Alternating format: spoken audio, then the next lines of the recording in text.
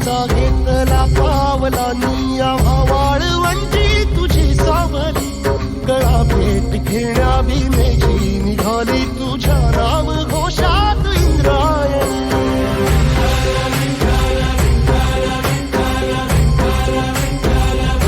भिडे आसमंती ध्वजा वैष्णवांची उभी पंढरी आज नादावली तुझे नाव ओठी तुझे रूप धानी जीवाला तुझी आस गा लागली जरी बाप साऱ्या जगाचा परी तू